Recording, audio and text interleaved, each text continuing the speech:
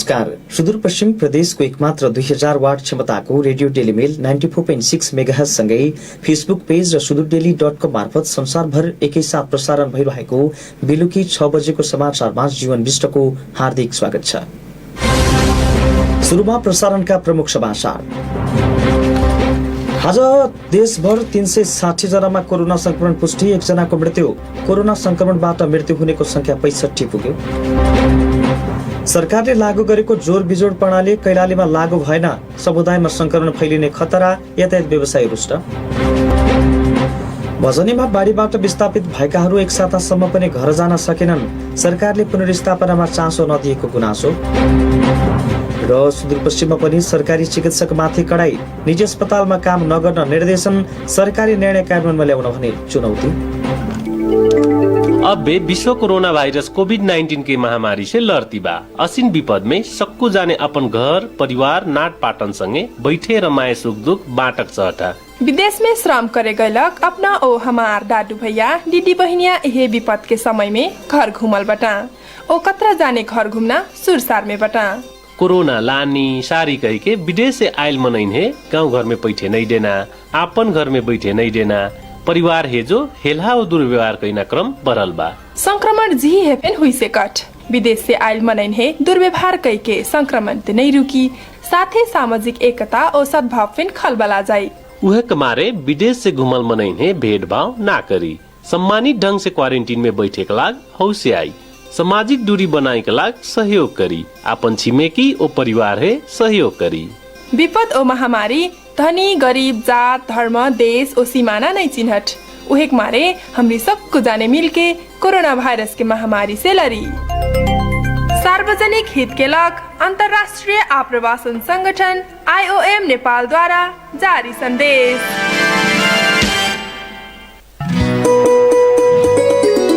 आयो आयो आयो के ज्येष्ठ आयो, ब्रिज कोर्स र लोक सेवा अफर लिई आयो।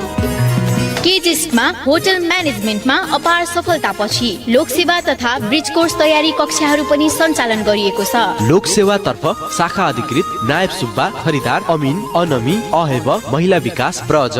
शिक्षक सेवा तर्फ मावि तह, निमावि तह, प्रावि तह। ब्रिज कोर्स तर्फ overseer, pharmacy, lab, CMA, ANM, HA, staff nurse, forestry, management, science. हाम्रा विशेषताहरू ख्याति प्राप्त र अनुभवी शिक्षक प्रशिक्षकहरूबाट पढाइ हुने, साप्ताहिक टेस्ट परीक्षा र परामर्श दिइने, अत्यन्तै सुविधा सम्पन्न प्रविधि युक्त कक्षा कोठा, आफ्नै लाइब्रेरी र ई लाइब्रेरी भएको। सम्पर्क Kirti Ganga institute of science and technology, केजिस्ट, लोकेन्द्र मोहन सदन, SPA जाने चोक। 091 524 247, 98 017 052 96 र 98 62 48 07 06। सर्वसुलभ मूल्यमा पढ्न आउँ सब, अध्ययन गरी यसमा फाइदा लिउँ सब। अब समाचार विस्तारमा। आज नेपालमा थप 360 जनामा कोरोना संक्रमण पुष्टि भएको छ। स्वास्थ्य तथा जनसंख्या मन्त्रालयका अनुसार 6322 जनाको कोरोना परीक्षण गर्दा 360 जना संक्रमित भेटिएका हुन्। नेपालमा कोरोना संक्रमितको कुल संख्या 21750 पुगेको छ। सक्रिय संक्रमितको संख्या 6296 रहेको छ। बिहिबार थप 233 जना डिस्चार्ज भएका छन्। हालसम्म डिस्चार्ज हुनेको संख्या 15389 पुगेको छ। हालसम्म कोरोना संक्रमणका कारण 65 जनाको मृत्यु भएको छ। आज काठमाडौँमा 76, पर्सामा 42 जना, कटपिल वस्तुमा 32, मोरङ र धनुषामा 24 जना र कैलालीमा 21 जना संक्रमित भेटिएको प्रवक्ता जागेश्वर गौतमले जानकारी दिनुभयो। जम्मा 4,19,575 PCR परीक्षण भएको छ। क्वारेन्टाइनमा रहनुभएका व्यक्तिहरूको संख्या 9,470 छ। कोभिड-19बाट संक्रमण मुक्त भई गत 24 घण्टामा डिस्चार्ज हुनुहुनेहरूमा 233 जना हुनुहुन्छ। जम्मा 360 जना संक्रमित हुनुभएको छ। सुदूरपश्चिम प्रदेशमा आज 2 जनामा कोरोना संक्रमण पुष्टि भएको छ। धनगढी प्रयोगशालामा पछिल्लो 24 घण्टामा 375 नमूना परीक्षण गर्दा 2 जनामा संक्रमण पुष्टि भएको सेती प्रादेशिक अस्पतालका सूचना अधिकारी दिलीप कुमार श्रेष्ठले बताउनुभयो। पछिल्लो 24 घण्टामा कैलालीको टिकापुरमा 1 जना, असमको सापेबगरका 1 जनामा पनि संक्रमण पुष्टि भएको छ। उनीहरू दुवै जना पुरुष रहेको सेती प्रादेशिक अस्पतालले जनाएको छ। टिकापुरका 29 वर्षीय पुरुष, सापेबगरका 27 वर्षीय पुरुषमा कोरोना संक्रमण पुष्टि भएको हो। एक साता अघि आएको बाढीले कैलाली जिल्लाको पूर्व भेगमा सयौं घर डुबानसँगै विस्थापित भएका छन्। केही मानिसहरू घर फर्केको भए पनि केही भने अझै सड़क छेउमै तिरपाल बनी बस्न बाध्य छन्। बाढीले वर्षौंसम्म खान पुग्ने अन्नबाली बगाएपछि उनीहरू अहिले केही दिन सड़क छेउमै तिरपाल बनी भोकभोकै बसिरहेका छन्। विस्थापित किसानहरूलाई अहिले पनि कहाँ बस्ने, के खाने भन्ने चिन्ता रहेको छ। सुदूरपश्चिम प्रदेश सभाका केही राजनीतिक दलले बाढी पीड़ित किसानहरूको समस्यालाई सम्बोधन गर्न आश्वस्त पारेका छन्। पुष्कर पौडेलको रिपोर्ट। एक हप्ता पहिला आएको बाढीले कैलाली जिल्लाको पूर्वी भेगमा सयौं घर डुबान भएसँगै विस्थापित भएका छन्। केही मानिसहरू घर फर्केका छन् भने केही अझै पनि सड़क छेउमै तिरपाल मुनि बसेका छन्। सबैभन्दा बढी प्रभावित क्षेत्र जोशीपुर गाउँपालिका वडा नम्बर 3 मा 434 घर डुबानमा परेका थिए भने 9 घर अझै पनि विस्थापित भएका छन्। त्यस्तै जोशीपुर गाउँपालिका वडा नम्बर 4 मा 165 घर डुबानमा परेकोमा 4 घर अझै विस्थापित भएका छन्। घरभित्रै बाढी पसेपछि वर्षौंसम्म खान पुग्ने अन्नबाली समेत बगाएको किसानहरू दुखेसो गर्छन्। घरभित्रै पानी पसेपछि 2 दिनसम्म विद्यालयमा भोकभोकै बस्नु परेको जोशीपुर गाउँपालिका 3 का स्थानीय अर्जुन चौधरीले बताउनुभयो। अस्तिको बाढीले साड्ने सामानहरू सबै बगाएर धेरै पोरेर रासनहरू बगाएर हामी अस्तिको बाढीले धेरै पीडित भएर चाउचाउ ल्याएर खाएर यतिकै बस्यौं। घरमा बस्ने ठाउँ नभएर त्यो स्कुलमा आएर बस्यौं। त्यसले धेरै समस्या परिरहेको। भजनी नगरपालिका वडा नम्बर 8 मा 425 घर डुबानमा परेका थिए भने टिकापुर नगरपालिका वडा नम्बर 7 मा 550 घर डुबानमा परेकोमा टिकापुरमा 12 घर अझै विस्थापित भएका छन्। बाढीले वर्षौंसम्म खान पुग्ने अन्नबाली नै बगाएपछि के खाने भन्ने चिन्ता भएको भजनीका स्थानीयहरू बताउँछन्। उनीहरूले केही दिन भोकभोकै बसे पनि अहिले चिउरा र चौचो खाएर बस्नु परेको दुखेसो गर्छन्। गेहूं धान साल भर के खर्च सको हमार सत्यानाश हो गिला। हमन फन कतरा दुख लागत। सब कोई घर घर और गई गिला। अभी तक हमरा रोडम बटी घर के घमक खूंटा सब घिसा कर ले गेल। दुख लाग कहूं से चिउरा दे जाए, कहूं से भुजा, कहूं से चौचो, कहूं से बिस्कुट वही खाकर रली कहूं 18 दिन सम्म। डेहरी धान रखा हो उ सब चल गेल। यही में बूसा में गेहूं रहा उ सब चल गेल। लाही रहा का हो सब भीज गेल। हमने भगेली हमने पैंट गेल पानी खाइना त कुछ का खेबी के चिमटा बा खेबी खेत में फेसक ले गेल धान बोहा के दुट्टा धान नहीं हो। आमर वारा पुरै प्रभावित छ। यही पुत्रेनानीबाट यहीबाट गएको पानी अनि दबान र कटानी हामी यति पीडित छौं। अहिले हेर्दाखेरि हाम्रो यो नजिक लगभग 4-500 बिघा जस्तै यो बालुवाले पाटिया छ। जोशीपुर गाउँपालिका भएर बग्ने काँडा नदीले वर्षेनी गाउँ बस्ती डुबान गर्ने गरेको छ।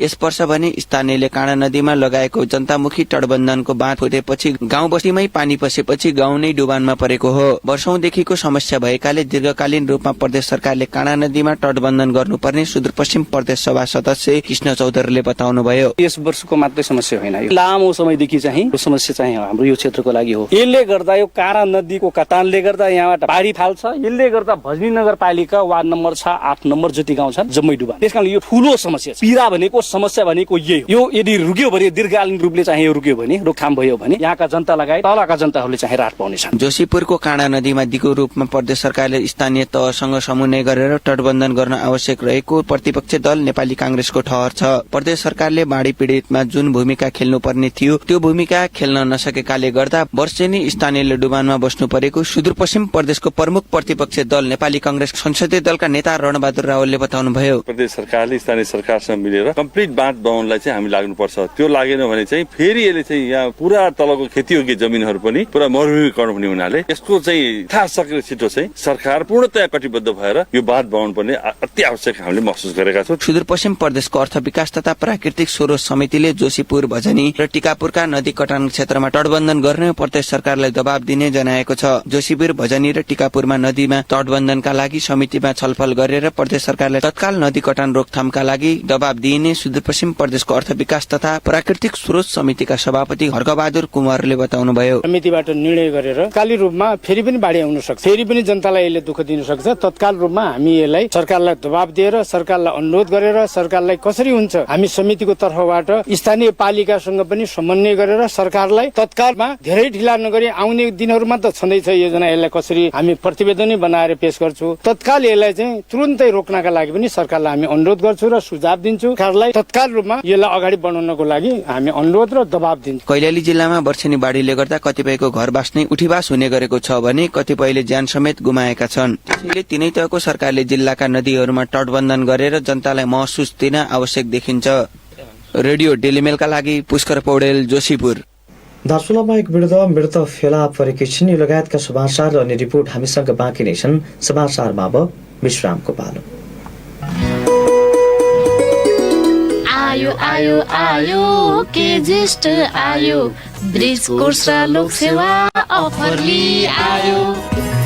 केजिसमा होटल म्यानेजमेन्टमा अपार सफलतापछि लोक सेवा तथा ब्रिज कोर्स तयारी कक्षाहरू पनि सञ्चालन गरिएको छ। लोक सेवा तर्फ शाखा अधिकृत नायब सुब्बा, खरिदार अमिन, अनमी, अहेब, महिला विकास, ब्रज।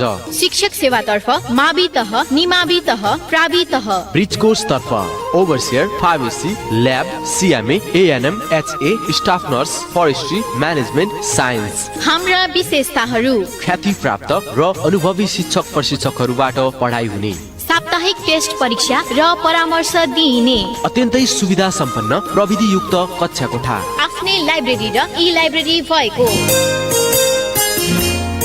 सम्पर्क Kirti Ganga institute of science and technology, केजिस्ट, लोकेन्द्र मोहन सदन, एसपीए जाने चोक, 091 524 247, 98 017 052 96 र 98 62 48 07 06। सर्वसुलभ मूल्यमा पढ्न आउँ सब, अध्ययन गरी यसमा फाइदा लिउँ सब। क्या तमी एचआईभी को औषधि एआरभी को खाइरहेछौ?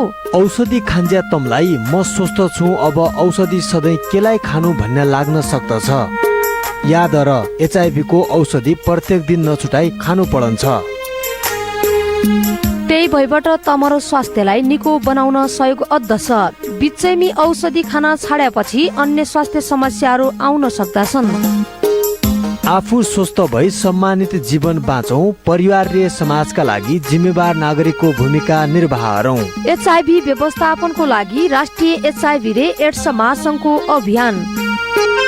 एचआईभी रोकथाम तथा नियन्त्रणका लागि राष्ट्रिय एड्स तथा यौन रोग नियन्त्रण केन्द्र र ग्लोबल फन्ड सेभ द चिल्ड्रेनका सहयोगामी राष्ट्रिय एचआईभी तथा एड्स महासंघबाटै जनहितमा जारी।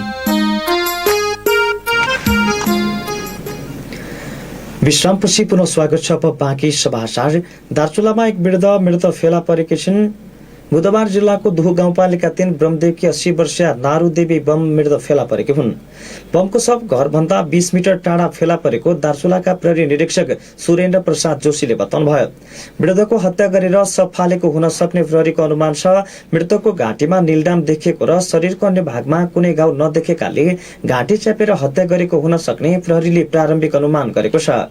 आमाको हत्या आशंकामा छोरालाई पक्राउ गरेको प्रहरी निरीक्षक जोशीले बताउनुभयो। मृतकको प्रकृति हेर्दा हत्या गरेको जस्तो देखिने भएकाले अनुसन्धानका लागि मृतक वृद्धका छोरा 53 वर्षीय नरबहादुर बमलाई नियन्त्रणमा लिएको प्रहरीले जनाएको छ। सरकारले आजदेखि निजी तथा सार्वजनिक सवारी साधनमा जोर बिजोर प्रणाली लागू गरेको छ। 200 जना भन्दा बढी संक्रमित सक्रिय भएका जिल्लामा जोर बिजोर लागू गर्न सरकारले निर्देशन दिएको हो। तर कैलालीमा भने मापदण्डको तीव्र बढी संक्रमितहरू रहे पनि जोर बिजोर लागू हुन सकेको छैन। भुवन भट्टको रिपोर्ट।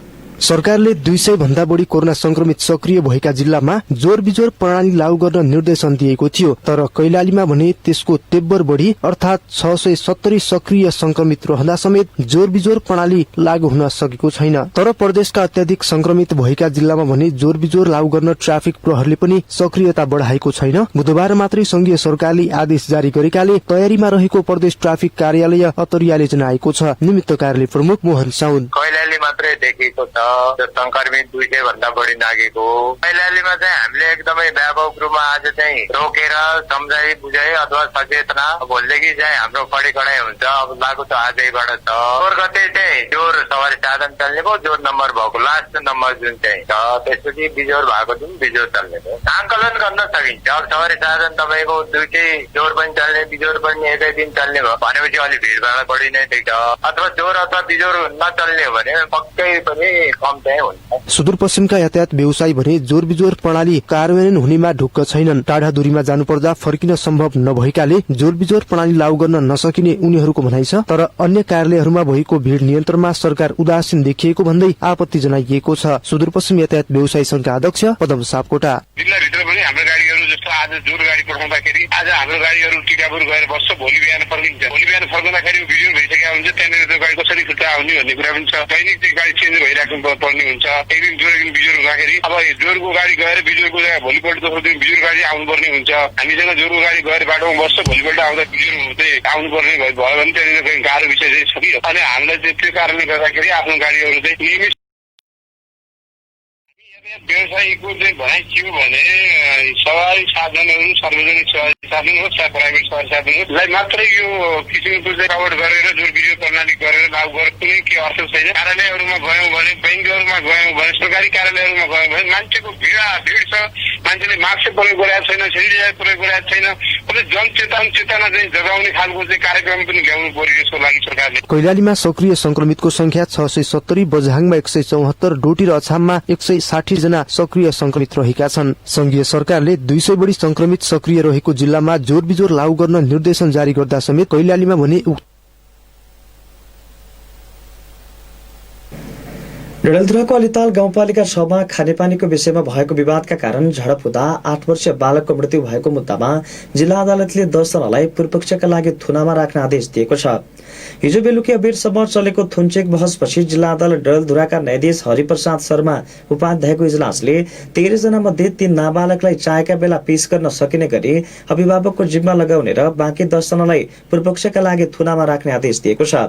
पूर्वपक्षका लागि थुनामा जानेहरूमा 55 वर्षीय निरु भन्ने निर बहादुर ओली, 33 वर्षीय हरिकृष्ण भाट, 48 वर्षका पम्फा ओली, 29 वर्षीय अमृता ओली, 48 वर्षीय कलु खड्का, 30 वर्षीय रिमा ओली, 31 वर्षीय पवित्र ओली, 30 वर्षीय टिकाराम ओली सहित 10 जना रहेको जिल्ला प्रहरी कार्यालय डडेलधुराका प्रहरी न्याय उपरीक्षक ददिराम न्यौपानेले बताउनुभयो। 3 नाबालक रहेकाले उनीहरूलाई चाहेका बेला पेश गर्न सकिने गरी अभिभावकको जिम्मा लगाएको छ। जिल्ला प्रशासन कार्यालय कञ्चनपुरले कोरोना भाइरसको संक्रमण रोकथामका लागि बन्दबन्दी वा निषेधाज्ञा गर्न सक्ने गरी स्थानीय तहलाई अधिकार प्रत्यायोजन गरेको छ। कञ्चनपुर जिल्ला कोरोना भाइरस संक्रमणको उच्च जोखिममा रहेकाले जुनसुकै बेला पनि अत्यावश्यक निर्णय गर्न सक्ने भएकाले आफ्नो पालिका भित्रको अवस्थालाई हेरेर स्थानीय तहले समेत निर्णय गर्न सक्ने गरी मार्ग प्रशस्त गरेको कञ्चनपुरका प्रमुख जिल्ला अधिकारी नूरहरि खतिवड़ाले बताउनुभयो। यससँगै कोरोना भाइरस संक्रमितको जोखिमलाई अध्ययन गरी स्थानीय तहहरूले सम्बन्धित क्षेत्रका सुरक्षा निकायसँग समन्वय गरेर आवश्यक निर्णय गर्न सक्ने भएका छन्। यस्तै गृह मन्त्रालयबाट जारी आदेश अनुसार कञ्चनपुर जिल्लामा समेत सवारी साधनमा जोर बिजोर प्रणाली कार्यान्वयन गरिने भएको छ।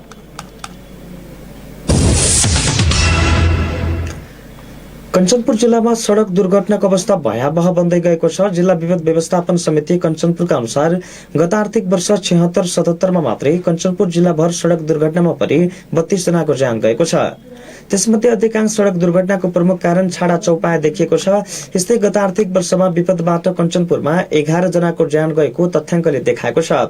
आगलागीबाट 3, डुबानबाट 2, जंगली जनावरको आक्रमणबाट 3 जना र सर्पदंशबाट 3 जनाको मृत्यु भएको कञ्चनपुरका सहायक प्रमुख जिल्ला अधिकारी गोकर्ण प्रसाद उपाध्यायले बताउनुभयो। यस किसिमका घटना न्यूनीकरणका लागि स्थानीय विपद व्यवस्थापन समिति र जिल्ला विपद व्यवस्थापन समितिको समन्वयमा पूर्व सावधानी तथा सतर्कता अपनाउने गरी कार्य भइरहेको जनाएको छ। समाचारमा फेरि पनि विश्रामको पालो।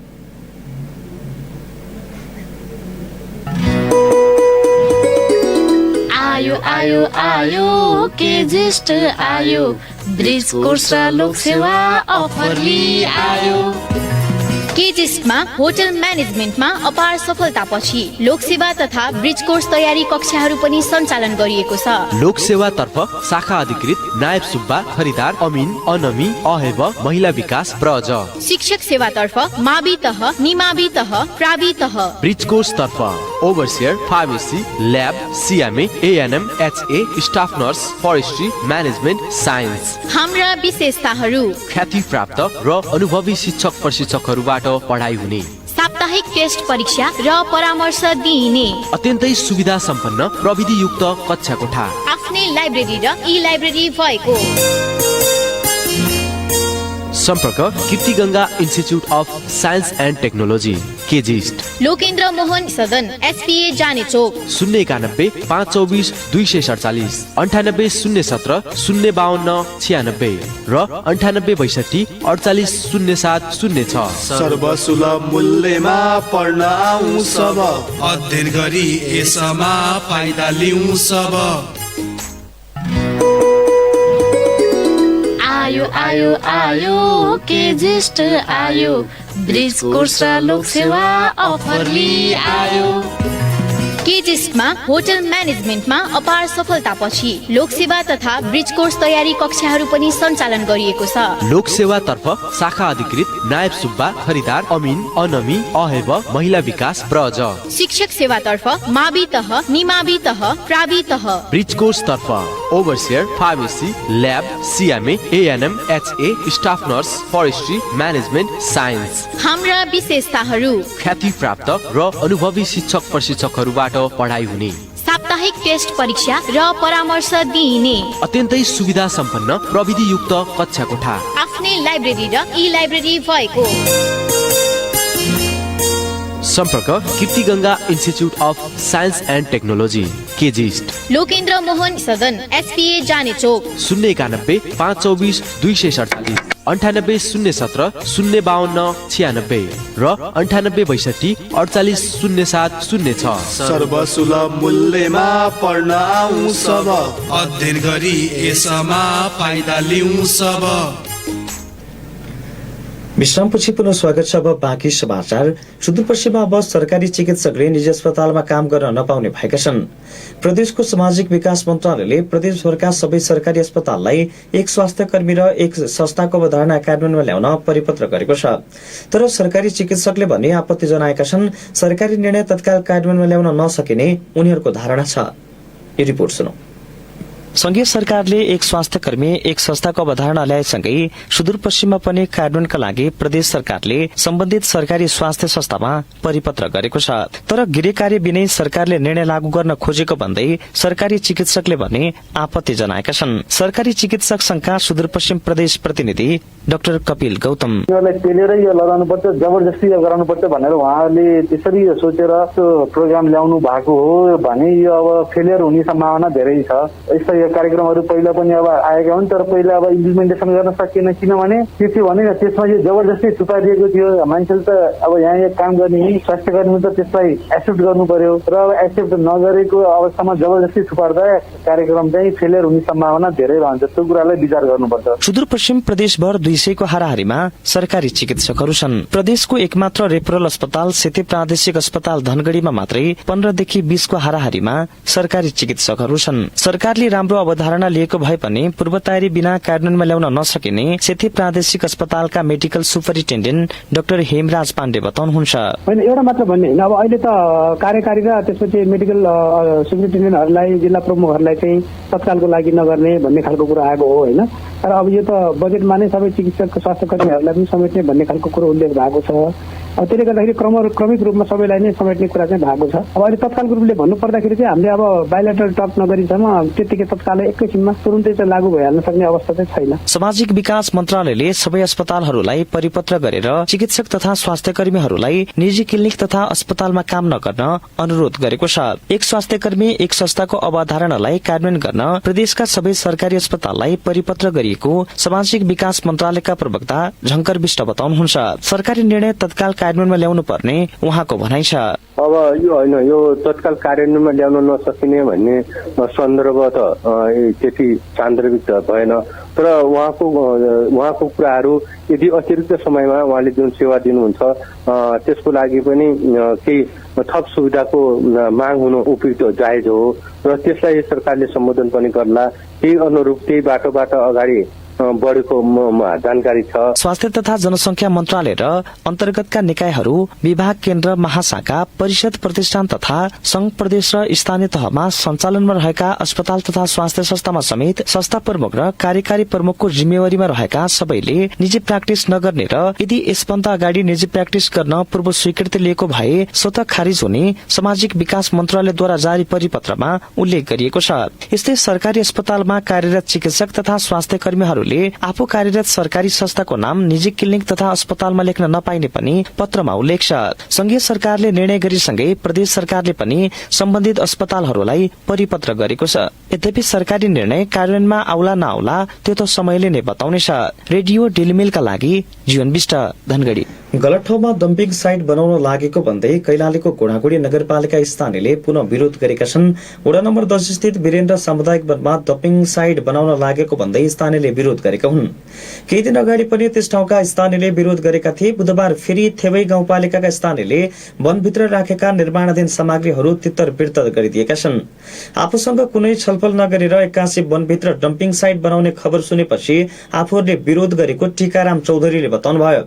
आफूहरूले संरक्षित गरेको सामुदायिक वनमा डम्पिङ साइट बनाउन नदिने उहाँले बताउनुभयो। मनोमानी ढंगबाट वन क्षेत्रभित्र डम्पिङ साइट बनाउन लागेको उहाँको आरोप रहेको छ।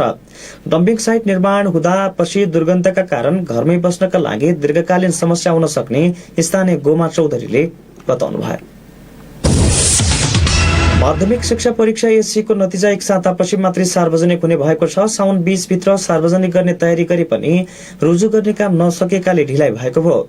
कोरोना भाइरसका कारण परीक्षा नभएपछि विद्यालयले नै मूल्याङ्कन गरेर पठाएको नम्बरको आधारमा बोर्डले नतिजा सार्वजनिक गर्न लागेको छ। विद्यालय र जिल्ला शिक्षा समन्वय इकाइले प्रमाणित गरेको प्रतिलिपिबाट विद्यार्थीको डाटा रुजु गर्ने काम भइरहेको छ। रुजुको काम सकिसकेपछि बोर्डले प्रमाणीकरण गरेर नतिजा सार्वजनिक गर्ने तयारी गरेको छ। राष्ट्रिय परीक्षा बोर्डले कक्षा 11 को परीक्षा फारम भरेकाको पैसा फिर्ता गर्ने भएको छ। कोभिड-19 का कारण संक्रमण त्रासका कारण परीक्षा हुन नसकेपछि विद्यार्थीको पैसा सम्बन्धित विद्यार्थीलाई नै फिर्ता गर्ने बोर्डले जनाएको छ। तर परीक्षाका लागि लिएको 600 रुपियाँ मध्ये प्रति विद्यार्थी 400 मात्रै फिर्ता दिने निर्णय गरेको बोर्डले जनाएको छ। 200 रुपियाँ परीक्षाको तयारी तथा प्रश्नपत्र छपाई लगायतमा खर्च भएकाले फिर्ता गर्न नसकिने बोर्डले जनाएको छ। भदौ 1 गतेदेखि शुरू हुने भर्ना नरोकिने भएको छ। शिक्षा तथा मानव स्रोत विकास केन्द्रले सरकारले गरेको निर्णय कार्यान्वयन गराउन सम्बन्धित निकायलाई आग्रह गरेको छ। केन्द्रले नतिजा सार्वजनिक, विद्यार्थी भर्ना भएका विद्यार्थीको शैक्षिक तथ्याङ्क भराउन शिक्षकहरू विद्यालयमा पुग्न भनेको छ। यसअघि सरकारले 1 भदौदेखि विद्यार्थी भर्ना गर्ने निर्णय गरेको थियो। केन्द्रले सरकारको निर्णय कार्यान्वयन गराउन स्थानीय तहलाई निर्देशन दिएको छ। र सुनको मूल्य हरेक दिन उकालो लागिरहेको छ। आज नेपाली बजारमा छापावाला सुन मूल्य प्रति तोला 1,02,500 रुपियाँ पुगेको छ। हिजोको तुलनामा नेपाली बजारमा सुनको मूल्य 1,100 रुपियाँले बढेको हो। अन्तर्राष्ट्रिय बजारमा सुनको मूल्य बढेसँगै नेपाली बजारमा पनि मूल्य बढेको नेपाल सुनचाँदी व्यवसाय महासंघले जनाएको छ। यस्तै आज तेजाबी सुनको मूल्य 1,02,000 रहेको छ।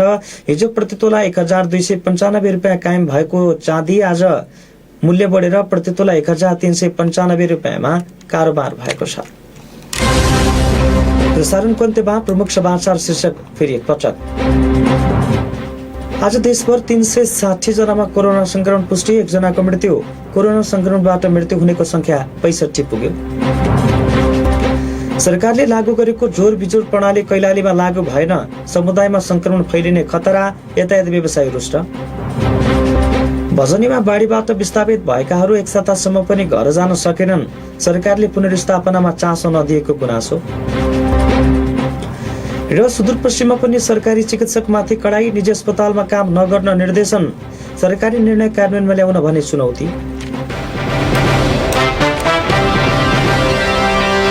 अवस्था समाचार अहिलेलाई सकियो। हाम्रो समाचार बुलेटिन राति 9:15 बजे प्रसारण हुनेछ। नयाँ र ताजा जानकारीका लागि रेडियो डेलिमेल 94.6 मेगाहर्ज सँगै मोबाइल एप्स र सुदूरटेली.com मार्फत हामीलाई सुन्दै र पढ्दै गर्नुहोला। अहिलेलाई हामी सबै बिदा हुन्छौँ। नमस्कार।